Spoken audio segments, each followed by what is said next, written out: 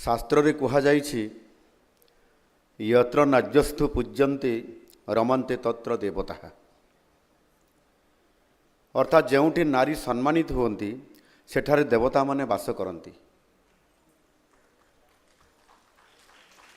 भारतीय संस्कृतिर यह महान परंपरा को सम्मान जणाई भारतर यशस्वी प्रधानमंत्री नरेंद्र मोदी जी गत 12 वर्ष महिलांकर विकास पई अनेक कार्यक्रम करि जाइछन्ति।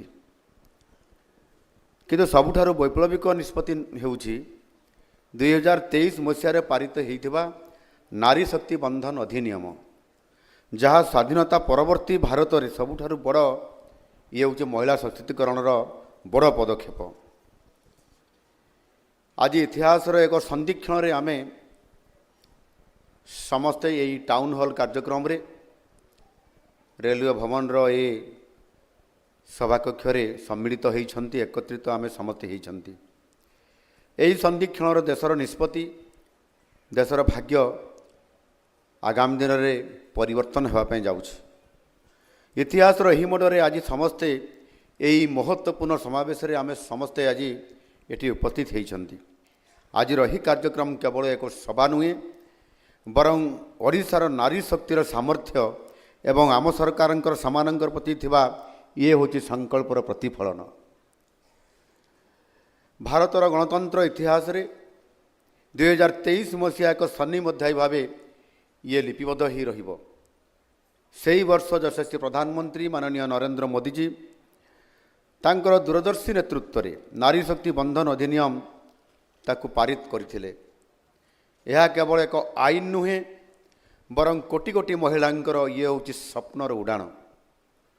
यही अधिनियम द्वारा लोकसभा और राज्य विधानसभा गुड़िक महिलांकर पई 1/3 अर्थात 33% आसन संरक्षित हेबा सुनिश्चित होगापी जाउछि। प्रधानमंत्री मोदी जी यह ऐतिहासिक पदक्षेप महिला मानक नीति निर्धारण प्रक्रिया रे मुख्य स्रोत को आनिबारे यह निश्चित भाव में सहायक होइछि। जने जेतेबेले महिला नेतृत्व नियंती जेतेबेले जने महिला नेतृत्व नियंती सेतेबेले केवल से निजे सशक्त हुअंती नहीं बरं समग्र समाज एवं राष्ट्र उपकृत होता है। यही अनिवार्य कारणरू आसंता साधारण निर्वाचन अर्थात 2029 मसीहार साधारण निर्वाचन रे यही अधिनियम को लागू करने संदेह प्रकट हेबारु माननीय प्रधानमंत्री ताकु सुनिश्चित करने एक स्वतंत्र अधिवेशनर आह्वान करिसेंति, जहाँकि आसंता 16, 17 और 18 तारीख रे स्वतंत्र पार्लियामेंट अधिवेशन आरंभ होगापी जाउछि। 2029 रे भारतीय संसदर लोकसभा तथा यह सहित होगाकुवा विभिन्न विधानसभा निर्वाचन रे महिला को अति कम रे 1/3 संरक्षित आसन रे प्रतिद्वंदिता करने को सुजोग मिलिबो।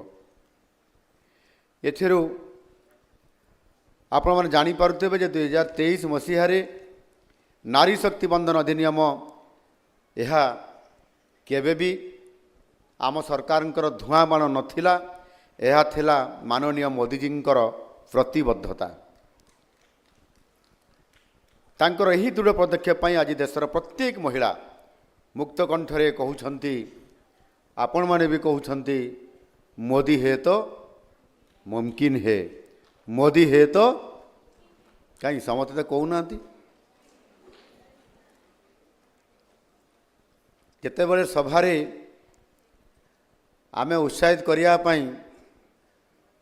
समस्त को सभार जो बसी था जे ताड़ी मारिबा पई कहू एवं माँ मान को मध्य हुलड़ी देवाई कहू।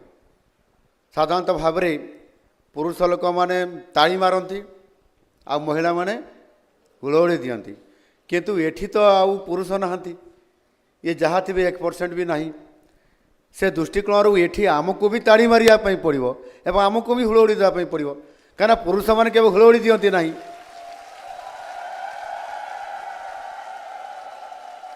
आज एक पुणी कहवाई पड़ो आ कहला परे आम महिला माने आम माँ माने आम सुभद्रा भौणी माने कथा करेंगे। आज ये जो समावेश होती आप मंचर देखु केते महिला आ पुरुष केते ये सौभाग्यवशतः मते सुजोग मिली ना मते भी सुजोग मिल न था हुए तो आगामी एमती गोटे दिन आसो ये पूरा 100% महिला मैंने बसते कई पुरुष नथिबे।